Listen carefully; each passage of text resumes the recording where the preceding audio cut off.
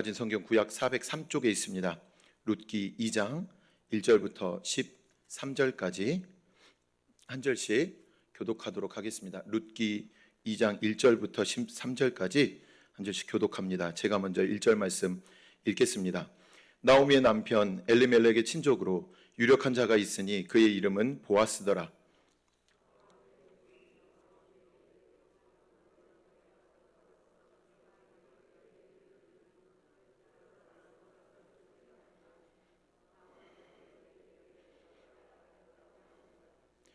룻이 가서 베는 자를 따라 밭에서 이삭을 줍는데 우연히 엘리멜렉의 친족 보아스에게 속한 밭에 이르렀더라.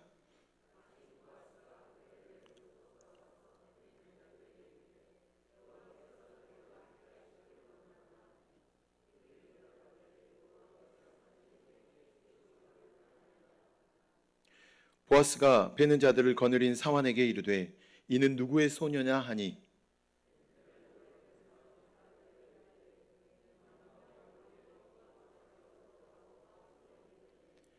그의 말이 나로 베는 자를 따라 단 사이에서 이삭을 죽게 하소서 하였고 아침부터 와서는 잠시 집에서 쉰 외에 지금까지 계속 하는 중이니이다.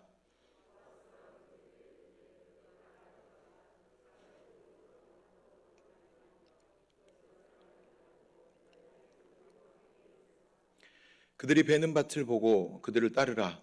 내가 그 소년들에게 명령하여 너를 건드리지 말라 하였느니라. 목이 마르거든 그릇에 가서 소년들이 기로 온 것을 마실지니라 하는지라.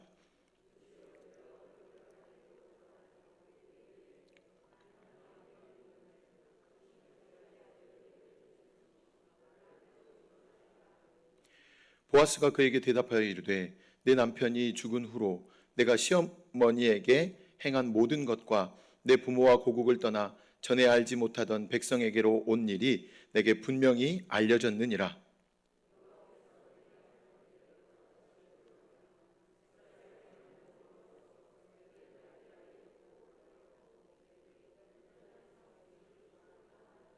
함께 읽겠습니다. 룻이 이르되 내 주여 내가 당신께 은혜 있기를 원하나이다. 나는 당신의 하녀 중의 하나와도 같지 못하오나 당신이 이 하녀를 위로하시고 마음을 기쁘게 하는 말씀을 하셨나이다 하니라. 아멘. 잘 아시겠지만 우리 만남은 이 정도만 말씀드려도 자연스럽게 다음 소절 가사가 술술 나올 만한 인기를 끌었던 대중가요가 있습니다. 아시지요?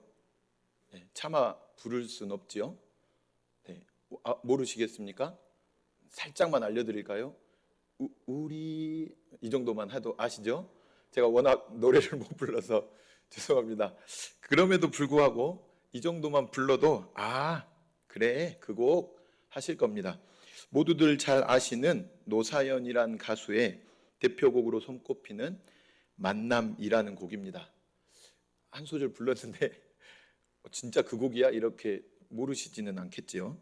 노사연 씨가 부른 만남이라는 노래는 우리의 만남은 우리의 바람이다, 우리의 운명이다 라고 그렇게 표현하고 있습니다. 운명적인 만남과 사랑을 참 대담하고 아름답게 잘 표현하여서 그렇게 인기가 많았구나 이런 생각들을 하게 되었습니다. 오늘 본문에서도 우리가 함께 읽은 이 본문에서도 우연히라는 단어가 등장합니다. 마침이라는 비슷한 표현도 함께 등장을 합니다. 결론부터 미리 말씀을 드리면 성경은 우연히를 우연으로 끝내지 않습니다. 마침을 그저 마침으로 마치지 않는다는 말씀입니다. 우연히라고 적고 우리는 어떻게 읽습니까? 하나님의 섭리라고 읽습니다. 마침이라고 쓰고 하나님의 계획하심과 일하심 이렇게 읽는다는 것입니다. 하나님의 섭리는 하나님께서 자신이 창조하신 모든 만물을 그 계획하신 목적에 합당하게 유지하시고 보존시키실 필요가 있는데 이를 위한 모든 과정을 뜻합니다. 하나님께서는 우리의 인생과 이 땅의 역사에 대해 계획을 가지고 계십니다. 그리고 그 계획을 이루시기 위한 수많은 절차와 과정에 대한 생각도 역시나 가지고 계십니다. 그리고 하나님께서는 인간의 인생과 역사 속에서 그 계획하신 것을 이루기 위해 수많은 사건에 개입하셔서 결국에는 하나님께서 세우신 그 계획과 그 뜻대로 이루어 가시고 일하고 나아가십니다. 이 모든 것을 통틀어서 하나님의 섭리 이렇게 부른다는 것입니다. 오늘 본문을 통해서도 하나님의 공동체로 돌아오게 된 나오미와 룻이 어떤 일을 하는지, 그리고 하나님께서는 이렇게 공동체로 돌아오는 영혼들을 위해서 무엇을 예비하시고 일하시는지에 대해서 간략히 살펴보고자 합니다. 베들레헴으로 돌아오게 된 두 여인은 앞으로 어떻게 될까요? 노동력이 절대적이었던 그 고대 사회에서, 그래서 집안의 남자가 절대적인 역할을 하던 그 시절에 자신들을 보호해주고 일할 남자들이 전혀 없던 그런 나오미와 나이든 시어머니만을 의지하여서 낯선 이방 땅으로 함께 온 룻의 인생은 과연 어떻게 진행되어 갈 것일까요? 나오미와 룻은 믿음의 결단을 하였습니다. 그리고 그토록 꿈에 그리던 공동체로 되돌아왔습니다. 특별히 룻은 자신이 큰 희생을 하였습니다. 인애와 사랑으로 시어머니 나오미를 품었습니다. 그렇기 때문에 우리는 나오미와 룻의 삶에 하나님께서 기적을 베풀어 주실 것을 기대합니다. 뭔가 그녀들의 삶에 하나님께서 계획하신 특별한 일이 일어날 것만도 같습니다. 하지만 이 장의 시작을 보시면 우리가 잘 알 수 있듯이 나오미와 룻은 약속과 회복의 땅 베들레헴에 돌아왔지만 그들이 경험해야 하는 삶의 고단함과 피곤함은 여전했습니다. 2절 말씀입니다. 모압 여인 룻이 나오미에게 이르되 원하건대 내가 밭으로 가서 내가 누구에게 은혜를 입으면 그를 따라서 이삭을 줍겠나이다 하니 나오미가 그에게 이르되 내 따라 갈지어다 하매. 10여 년의 세월이 지났습니다. 비록 고향에 돌아오기는 하였지만 돌아왔다는 기쁨도 잠시, 가난한 현실은 전혀 바뀌지 않았습니다. 이민 전에 무엇을 남겨놓고 간 것도 아니었습니다. 그렇다고 해서 큰 부자가 되어서 되돌아온 것도 아니었습니다. 어떻게 된 것인지 기거할 집은 어찌어찌해서 구한 듯해 보입니다. 하지만 그 외의 상황은 대단히 절망적이었습니다. 당장에 끼니 걱정을 해야 했습니다. 이 상황에서 며느리 룻이 시어머니에게 방금 읽은 2절과 같은 말을 한 것입니다. 이방 여인이었던 그 룻이 어떻게 알았는지는 자세히 기록되어 있지는 않지만 이스라엘의 율법 가운데 가난한 자들을 돌아보기 위한 특별한 제도가 있었습니다. 레위기 19장 9절과 10절 말씀을 보시면 너희가 너희의 땅에서 곡식을 거둘 때에 너는 밭 모퉁이까지 다 거두지 말고 내 떨어진 이삭도 줍지 말며 내 포도원의 열매를 다 따지 말며 내 포도원에 떨어진 열매도 줍지 말고 가난한 사람과 거류민을 위하여 버려두라. 나는 너희의 하나님 여호와이니라. 아멘. 하나님께서는 이스라엘의 그 가난한 사람들과 이스라엘 내에 거주하는 그 거류민들을 위해서 추수하는 곡식의 일부를 남겨두기를 원하셨습니다. 그래서 이스라엘 백성들에게 사회적 약자들을 위해서 추수 때 떨어지는 나달을 그들이 주워갈 수 있도록 율법으로 그 제도화시켜서 그렇게 정해 놓았던 것입니다. 하지만 지금 시기가 어느 때입니까? 사사시대입니다. 영적으로 어두웠던 그 사사시대를 지나면서 그 율법을 준수하는 마을을 찾아보기 힘들 정도로 그렇게 사회는 부패하고 타락하고 이기적으로 변했던 것입니다. 오늘의 시대도 그렇지 않습니까? 사회적 약자들의 입지가 날이 갈수록 더욱더 좁아지고 또 좁아져만 갑니다. 많이 개선되고 많이 사회적 제도 장치들이 개발되고 세워진다고 하여도 계속해서 그런 사회의 사각지대가 생기게 된다는 것입니다. 하지만 상당히 이례적으로 지금 베들레헴에는 그 율법이 준행되고 있었음을 우리는 알 수가 있습니다. 하지만 이 율법도 최소한의 보호책일 뿐입니다. 밭에서 떨어지는 나달이 많으면 얼마나 많았겠습니까? 그렇게 떨어진 나달을 모아서 과연 얼마의 식량을 얻을 수 있었을까요? 하루 온종일 고단하도록 수고해 보았자 고작 그날 하루 끼니를 때울 정도였을 뿐입니다. 게다가 추수가 1년 내내 계속해서 이루어지는 것도 아니지 않았겠습니까? 말 그대로 한시적이고 임시적인 방법일 뿐이었습니다. 그런 상황에서 룻은 우연히 보아스라는 사람의 밭에 가서 일을 하게 되었습니다. 그리고 마침 보아스가 룻이 일할 때에 자신의 밭을 돌아보고 일꾼들을 격려하기 위해 찾았습니다. 그렇게 룻과 보아스가 만났습니다. 3절과 4절 말씀입니다. 룻이 가서 베는 자를 따라 밭에서 이삭을 줍는데 우연히 엘리멜렉의 친족 보아스에게 속한 밭에 이르렀더라. 마침 보아스가 베들레헴에서부터 와서 베는 자들에게 이르되 여호와께서 너희와 함께 하시기를 원하노라 하니 그들이 대답하되 여호와께서 당신에게 복 주시기를 원하나이다 하니라. 아멘. 3절과 4절을 통해서 두 사건이 대단히 자연스럽게 일어난 것을 우리는 알 수가 있습니다. 먼저는 룻이 이삭을 줍기 위해서 밭을 찾았습니다. 그런데 그 밭이 자신의 시부 엘리멜렉의 친족이었던 보아스라는 사람에게 속한 밭이었던 것입니다. 또한 룻이 이렇게 일하고 있었을 때에 때마침 밭의 주인이었던 보아스가 밭에 도착하여 일하는 사람들에게 축복하고 있는 것입니다. 우리는 본문의 두 단어 우연히와 마침이란 단어에 주목해야 합니다. 룻이 우연히 찾아간 밭이 나오미의 유력한 친족인 보아스의 밭이었습니다. 그리고 그렇게 룻이 밭에 우연히 들어가 이삭을 주울 때에 밭의 주인이었던 보아스가 마침 도착했습니다. 일단 이 두 사건은 룻이 일한 것과 보아스가 밭을 찾은 이 두 사건은 이 일을 행하는 사람들에게 특별한 의도가 없다는 점에서 우연입니다. 룻은 보아스가 누구인지 몰랐습니다. 그리고 일하는 밭의 주인이 누구인지에는 관심도 없었습니다. 베들레헴에서 추수하고 있는 여러 밭들 가운데에서 그냥 인심 좋아 보이는 어느 밭에 들어간 것입니다. 내가 좀 곡식을 더 많이 얻을 수 있을까? 수월하게 일하게 해줄 수 있지 않을까? 하고 찾은 밭이 우연히 보아스의 밭이었다는 것입니다. 보아스도 역시 마찬가지입니다. 그에게는 여러 밭이 있었고 추수를 위한 다른 여러 가지 일들을 계획했을 수 있습니다. 그런데 마침 그 밭에 일하는 일꾼들을 격려하러 밭에 나간 것입니다. 그리고 룻이 우연히 이삭을 줍고 있었습니다. 이 모든 것이 다 우연입니다. 하지만 성도 여러분, 정말 이 모든 것이 전부 우연이었을까요?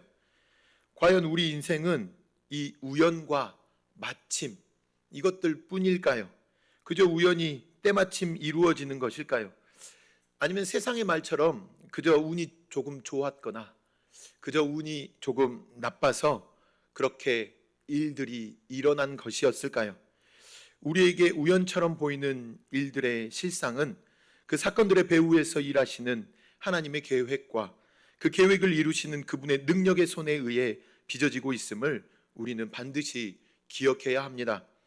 수많은 우연과 마침이 만나서 지금 우리들도 이렇게 한 공동체가 되어 한 분 하나님을 섬기고 있는 것입니다.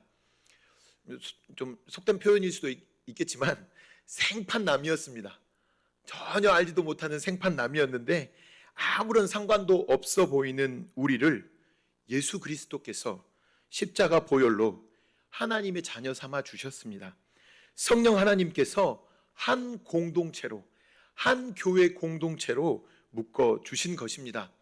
예수님이 없으면 남인 우리가 함께 모여 하나님을 섬기고 예배드리고 서로를 위해 눈물 흘리며 기도하고 있는 것입니다. 그렇습니다. 우리의 만남은 우연이 아닙니다. 노래를 부르는 게 아닙니다. 우리의 만남은 절대 우연이 아닙니다. 룻과 보아스의 만남도 결코 우연이 아니었습니다. 이 만남은 하나님께서 우연을 가장한 필연으로서 하나님의 섭리로 이끌어 가시는 것이었습니다. 이제 하나님께서 그 룻에게, 그 보아스에게 무엇인가를 행하시려고 하시는 것입니다. 보아스는 자신의 밭에서 이삭을 줍는 여인에게 관심을 갖고 그 여인을 주목하고 묻습니다. 하나님께서 이삭을 줍고 있는 여러 사람들 가운데 룻을 주목하여 보게 하신 것입니다. 추수하던 종들은 룻을 나오미와 함께 온 모압 여인이다 이렇게 소개합니다. 성실하게 지금 아침부터 쉬지 않고 이삭을 줍고 있노라고 그렇게 첨언합니다. 보아스는 이 말을 듣고 룻에게 와서 이렇게 권면합니다. 8절과 9절 말씀입니다. 보아스가 룻에게 이르되 내 딸아 들으라. 이삭을 주우러 다른 밭으로 가지 말며 여기서 떠나지 말고 나의 소녀들과 함께 있으라. 그들이 베는 밭을 보고 그들을 따르라. 내가 그 소년들에게 명령하여 너를 건드리지 말라 하였느니라. 목이 마르거든 그릇에 가서 소년들이 길어온 것을 마실지니라 하는지라. 아멘. 보아스는 룻을 향해서 다음과 같은 세 가지를 약속하고 있습니다. 첫 번째는 충분한 수입에 대한 약속이었습니다. 그리고 두 번째는 안전에 대한 약속이었습니다. 그리고 세 번째는 그녀의 복지, 이른바 복지에 대한 약속이었습니다. 보아스는 룻에게 추수가 끝날 때까지 자신의 밭에서 이삭을 줍도록 그렇게 허락해 주었습니다. 수입에 대한 보장인 것입니다. 그리고 또 일하는 동안 자신의 종들에게 명령하여서 건드리지 못하도록, 룻을 건드리지 못하도록 그렇게 하겠다라고 약속해 준 것입니다. 당시에 아무런 법적 보호를 받을 수 없었던 젊은 이방 여인 룻에게 대한 실제적인 안전 조치였습니다. 그리고 언제든지 목이 마르면 너는 일꾼들이 마시는 물을 달라 하여서 마시도록, 그렇게 마실 수 있도록 그렇게 허락한 것입니다. 그것은 최소한의 근무 여건, 그 근무 여건에 대한 복지, 그것에 대한 약속이었던 것입니다. 이러한 약속들이 특별하지 않은 것처럼, 특별할 것이 없어 보일 수도 있겠지만 지금 당장 룻에게는 가장 절실하였고 가장 실제적인 약속이었습니다. 의지할 것 없이, 정말 의지할 것이 하나도 없는, 모든 것이 불안하기만 한 그런 룻에게 보아스의 이 약속은 실제적이고 든든하게 룻을 지켜주는 울타리가 된 것입니다. 보아스의 이런 파격적인 대우에 대해 룻은 다음과 같이 반응합니다. 10절 말씀인데요. 10절 말씀을 여러분이 한번 읽어주시겠습니까? 10절 말씀입니다. 시작.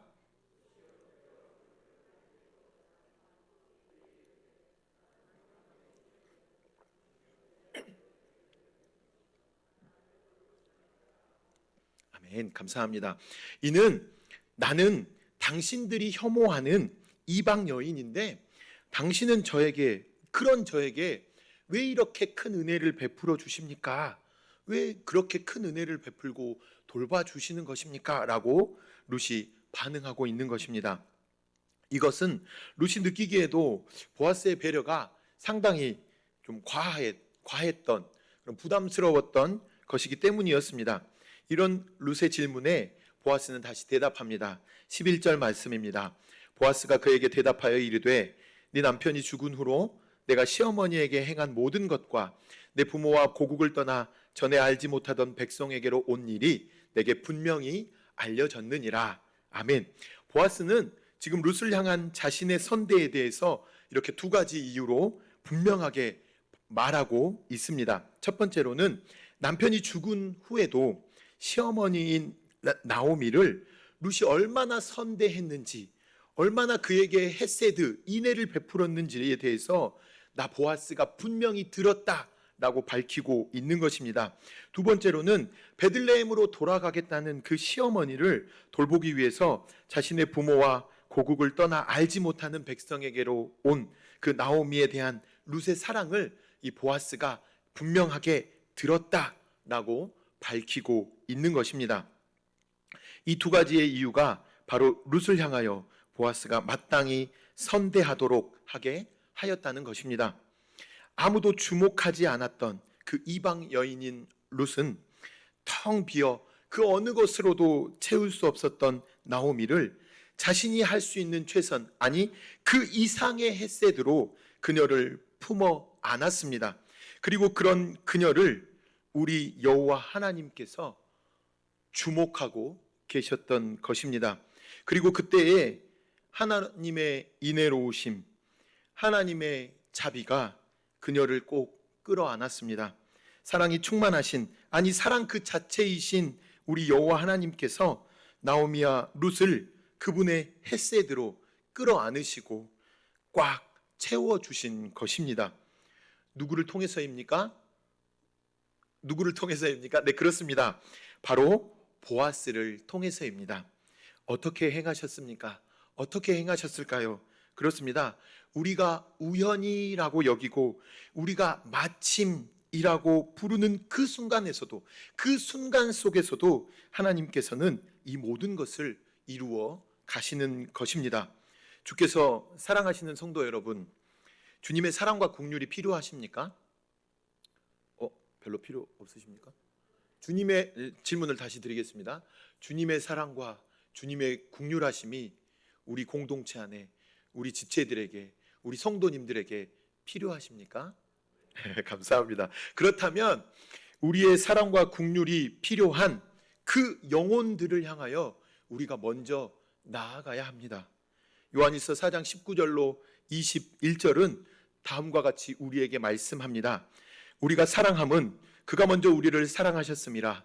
누구든지 하나님을 사랑하노라 하고 그 형제를 미워하면 이는 거짓말하는 자니 보는 바 그 형제를 사랑하지 아니하는 자는 보지 못하는 바 하나님을 사랑할 수 없느니라. 우리가 이 계명을 주께 받았나니 하나님을 사랑하는 자는 또한 그 형제를 사랑할지니라. 아멘. 우리는 애초에 사랑할 수 없는 존재들입니다. 누구를 긍휼하게 여길 수 있는 존재들이 아닙니다. 사랑의 하나님께서 우리를 먼저 긍휼히 여기셨습니다. 우리를 먼저 사랑으로 꽉 채워주셨습니다. 아들이신 예수 그리스도를 통해서 그 크신 사랑을 보이시고 손수 행하셨습니다. 그렇게 비로소 예수 그리스도의 보혈의 공로를 의지하여서 우리는 사랑할 수 있는 존재, 누군가를 긍휼히 여길 수 있는 존재로서 새롭게 거듭난 것입니다. 주께서 사랑하시는 성도 여러분, 우리는 주님의 사랑과 긍휼이 필요한 존재입니다. 주님의 사랑과 긍휼을 얻는 방법은 다른 것이 아닙니다. 우리의 사랑과 긍휼이 필요한 그 다른 누군가에게, 그 다른 영혼들 향하여 우리가 나아가는 길, 그것입니다. 그럴 때에 사랑이신 우리 주님께서 우리도, 그 영혼들도 주님의 충만하신 사랑과 긍휼하심으로 덮어 주실 것입니다. 꼭 끌어안아 주실 것입니다. 우리 주님께서는 그렇게 주의 사랑과 긍휼이 우리의 삶의 지경에서 확장되어 가기를 간절히 바라고 원하시고 있는 것입니다. 이렇게 하나님의 일하심이 룻을 향한 보아스의 축복을 통해서 계속해서 나타나고 있습니다. 12절과 13절 말씀입니다. 여호와께서 내가 행한 일에 보답하시기를 원하며 이스라엘의 하나님 여호와께서 그의 날개 아래의 보호를 받으러 온 내게 온전한 상 주시기를 원하노라 하는지라. 룻이 이르되 내 주여 내가 당신께 은혜 입기를 원하나이다. 나는 당신의 하녀 중에 하나와도 같지 못하오나 당신이 이 하녀를 위로하시고 마음을 기쁘게 하는 말씀을 하셨나이다 하니라. 아멘. 보아스는 룻을 향해서 구체적으로 어떻게 도와줄 것인지에 대해서 제안을 하였습니다. 그리고 그 후에 이렇게 앞서 말씀드린 그 말씀처럼 그녀를 축복합니다. 여호와 하나님께서 룻이 행한 것에 대해서 보답하여 주시기를 원합니다. 룻의 행동을 여호와 하나님께서 다 알고 계셨습니다. 그리고 그 일들이 모두 하나님 보시기에 참 좋았습니다. 라는 의미의 축복이었던 것입니다. 그리고 하나님께서 이 모든 것에 대해서 온전한 상 주실 것이다. 이렇게 축복해 주고 있는 것입니다. 그런데 보아스의 축복의 말 가운데 특별한 표현이 등장하고 있습니다. 그것은 바로 이스라엘의 하나님 여호와께서 그의 날개 아래에 보호를 받으러 온 내게라는 표현입니다. 이것은 룻이 단순하게 남편과 그 시어머니에 대한 인간적인 의리 때문에 베들레헴으로 온 것이 아닌 것을 지금 보아스가 알았다는 점입니다.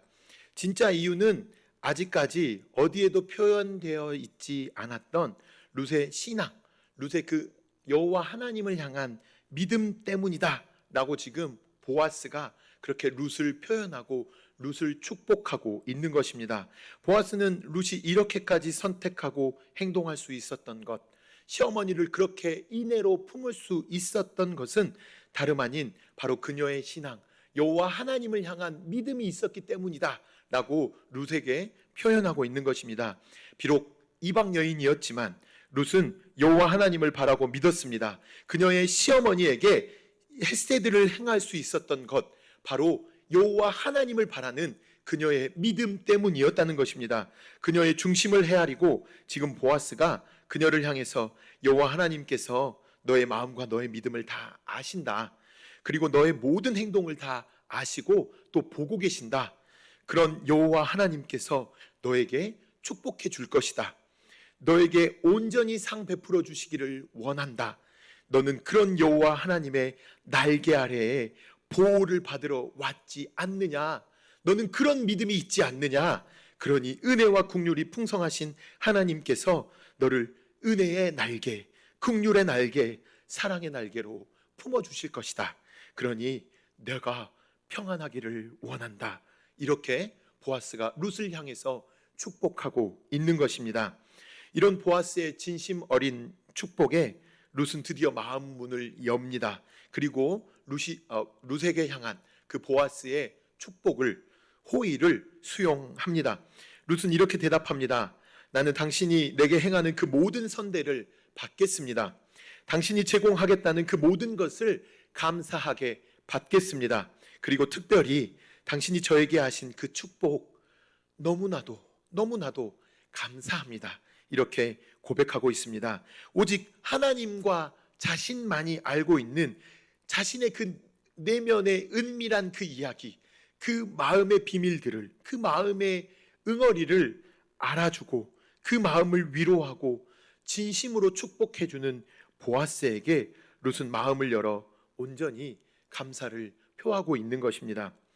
룻과 보아스의 이야기를 통해서 우리는 우리의 중심을 보시고 헤아리시며 은혜를 베푸시는 여호와 하나님을 경험하게 됩니다. 보아스는 바로 이런 하나님을 상징하는 인물입니다. 이 세상이 관심조차 가져주지 않을 평범하고 소소한 사람들의 이야기일지라도 그 이야기에 귀를 기울이시고 자꾸 초라한 우리의 마음까지라도 주목하시고 위로하시는 분이 다름 아닌 바로 우리가 믿는 여호와 하나님이십니다. 주께서 사랑하시는 성도 여러분, 마치 룻이 나오미를 위해 헌신했지만 여전히 그녀는 이삭을 주어야만 했습니다. 여전히 그녀의 현실은 가난했습니다. 이랬던 것처럼 우리가 하나님의 말씀을 순종하고 이웃을 사랑하고 섬긴다고 하더라도, 그렇게 살아간다 할지라도 우리가 당장 겪는 어려움이 당장에 해결되지 않을 수 있습니다.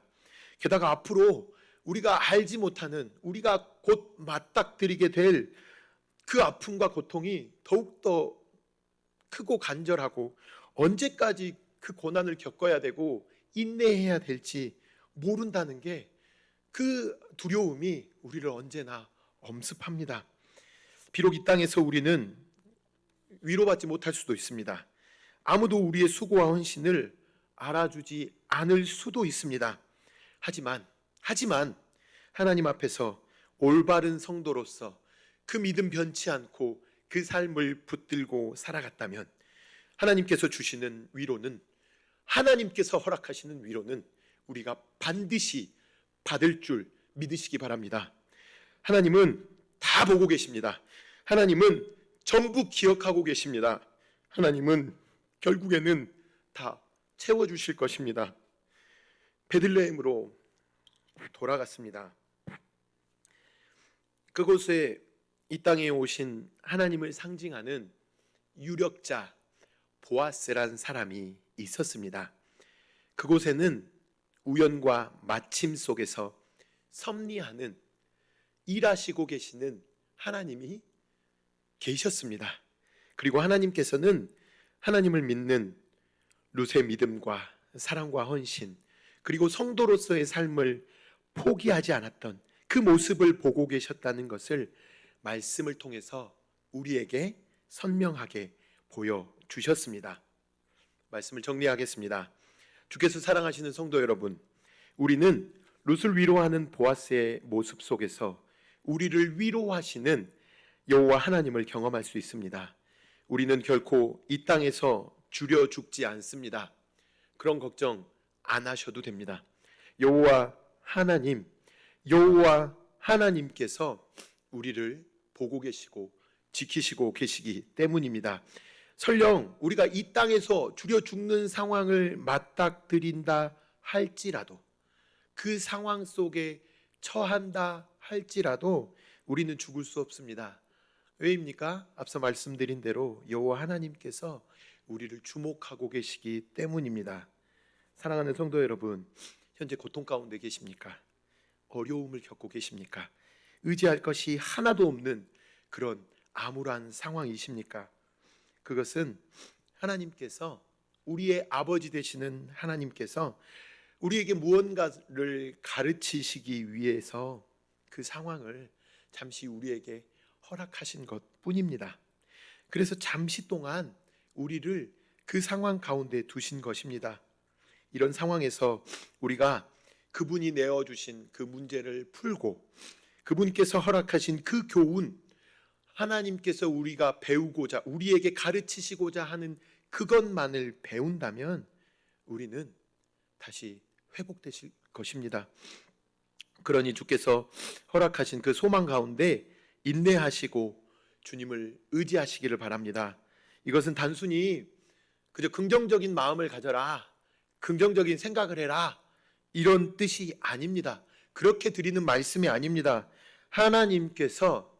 아버지 하나님께서 우리를 보고 계시는 그 믿음을 소유하라는 그런 말씀입니다.